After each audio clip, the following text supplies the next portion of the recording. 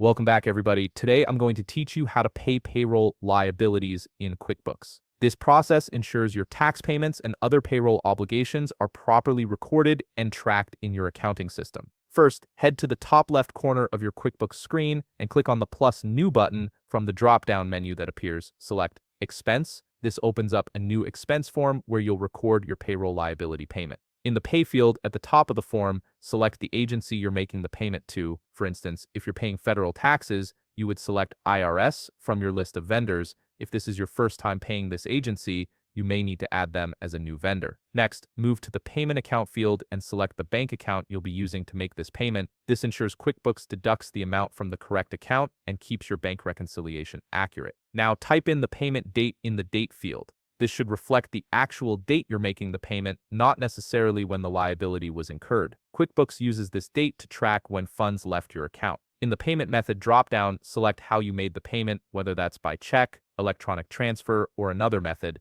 This detail helps maintain clear records for auditing and reference purposes. Head down to the Category Details section of the expense form. In the Category dropdown, select Payroll Liabilities. This categorization is crucial because it tells QuickBooks this expense is specifically related to payroll taxes or other employment-related obligations, keeping your financial reports organized. In the Amount column, type the exact amount you owe. For example, if you're paying $450 in payroll taxes, enter that figure here. Double-check this amount against your payroll reports to ensure accuracy. If you want to add context for future reference, use the Memo field to type a descriptive note like October 2025 payroll liabilities for barista. While this step is optional, it's incredibly helpful when reviewing transactions later or during tax season. Once everything looks correct, click Save and Close at the bottom of the form to record the payment. This finalizes the transaction in your QuickBooks system. Finally, verify that everything was recorded properly by going to Expenses, then clicking on Vendors. Find the payee you just paid and confirm that the payment appears under their transaction history. This quick check ensures nothing was missed and your records are complete.